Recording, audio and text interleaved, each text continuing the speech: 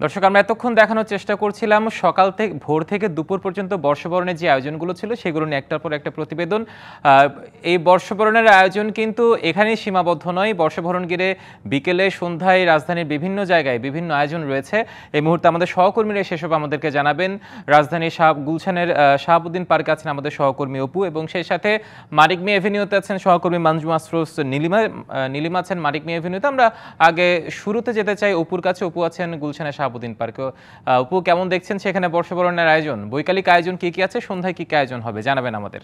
হিমাদ্রি, আপনি যেটি বলছিলেন যে এই বিকালে, পরন্ত বিকালে যে পহেলা বৈশাখ, সেটি কিন্তু রাজধানীর অন্যান্য জায়গার মতো গুলশানেও কিন্তু এটি উদযাপিত হচ্ছে। গুলশান সোসাইটির অধীনে কিন্তু এই পহেলা বৈশাখ এখানে উদযাপন করা হচ্ছে। সকাল থেকেই কিন্তু নানা আয়োজনের মধ্য দিয়ে তারা এই দিনটিকে কিন্তু তারা উদযাপন করে যাচ্ছে। সকাল থেকেই কিন্তু এখানে জানেন যেখানে 2 দিন ব্যাপী কিন্তু এই অনুষ্ঠানটি চলবে। আজকে শেষ দিন, গতকাল বিকাল 3টা থেকে এটি শুরু হয়েছে। সকালে কিন্তু নানা শ্রেণী পেশার মানুষ এই গুলশানের শাহাবুদ্দিন পার্কে কিন্তু এসে জমায়েত হয়েছেন। এখানে কিন্তু এই দর্শনার্থীদের জন্য এই গুলশান পার্কে যে গুলশান সোসাইটির অধীনে যে অনুষ্ঠানের আয়োজন করা হয়েছে, সেখানে কিন্তু অসংখ্য স্টল রয়েছে। সেখানে পান্তা ইলিশের পাশাপাশি কিন্তু এখানে যে নানা ধরনের বাংলাদেশের ঐতিহ্যবাহী যে খাবারগুলো রয়েছে সেই খাবারগুলো কিন্তু এখানে পরিবেশিত হয়, এবং নানা শ্রেণী পেশার মানুষ কিন্তু এখানে আসেন। এর পরবর্তীতে কিন্তু অনেকে এসেছেন পরিজন নিয়ে, কেউ সন্তানদের নিয়ে এসেছেন। তাদের সাথে আমরা কথা বলার সুযোগ হয়েছিল।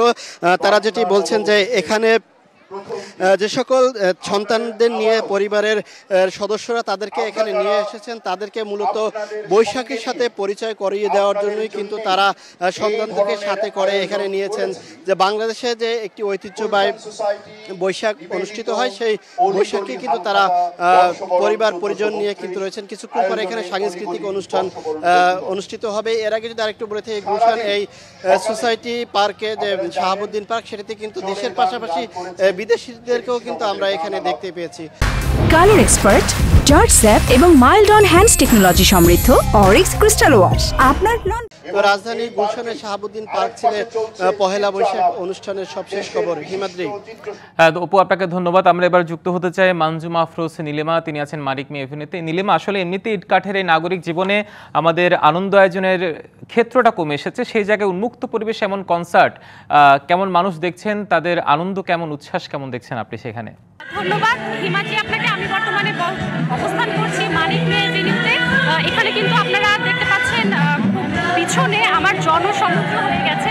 অর্থাৎ আজকে যে পহেলা বৈশাখ উপলক্ষে বাংলা একাডেমি অর্থাৎ বাংলাদেশ শিল্পকলা একাডেমি এবং সংস্কৃতি বিষয়ক মন্ত্রণালয় কিন্তু একটি বড় ওপেন কনসার্টের এখানে আয়োজন করেছে, এবং এই আয়োজনটা খুব চমৎকারভাবে জনসাধারণের মধ্যে কিন্তু এটা উপভোগ করছে। এবং এখানে রয়েছে সার্বক্ষণিক সিসিটিভি ক্যামেরা, এবং এই কনসার্টটা শুরু হয়েছে 3:30 থেকে এবং চলবে আনুমানিক রাত 9টা পর্যন্ত। এবং এরই মধ্যে কিন্তু হবে ড্রোন শো। বাংলাদেশের সর্বপ্রথম এত বড় বৃহৎ পরিসরে ড্রোন শো উদযাপিত হবে। আমরা এখানে দেখতে পাচ্ছি মানুষের সমাগম, এবং এখানে কিন্তু আদিবাসী থেকে শুরু করে বিভিন্ন রকম ব্যান্ড, যেমন এফ মাইনর এবং যে লোকাল ব্যান্ডগুলো আছে, তাদের কিন্তু গান উপভোগ করছে জনসাধারণ। আমরা এখানে সবার মধ্যে দেখতে পাচ্ছি একটি খুব চমৎকারভাবে আগ্রহ কাজ করছে পহেলা বৈশাখকে নিয়ে। পহেলা বৈশাখ যেহেতু বাঙালির একটি উৎসব এবং বড় পরিসরে ঠিক এভাবে আয়োজিত হচ্ছে, এবার উদযাপিত হচ্ছে আনন্দের সাথে, সবাই উপভোগ করছে। আমরা এখানে দেখতে পাচ্ছি দর্শনার্থী বৃন্দ, ছেলে মেয়ে, সকল ধরনের মানুষ, সকল বয়সের মানুষ কিন্তু এখানে এসেছে। খুব চমৎকারভাবে তারা উপভোগ করছে। আজ পহেলা বৈশাখের দুপুর গড়িয়ে বিকেল হচ্ছে, এবং বিকেল করে সন্ধ্যেও কিন্তু এই কনসার্টটা থাকবে সবার জন্য। এবং আমরা এখানে দেখতে পাচ্ছি যে মানুষে কিন্তু লোকারণ্য হয়ে গেছে।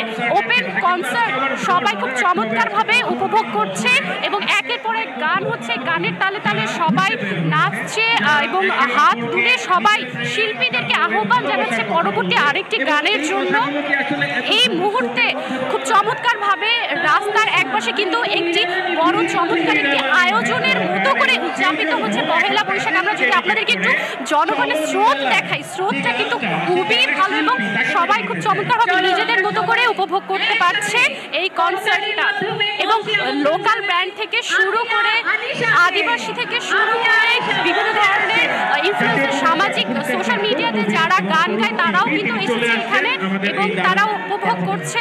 খুব চমৎকারভাবে আমরা এখানে দেখতে পাচ্ছি একের পর এক গান হচ্ছে এবং গানের সাথে সাথে কিন্তু মানুষ তাদের তাল মিলিয়ে হাত নাড়িয়ে শিল্পীদেরকে সম্বোধন জানাচ্ছে যে তারা অনেক বেশি উপভোগ করছে।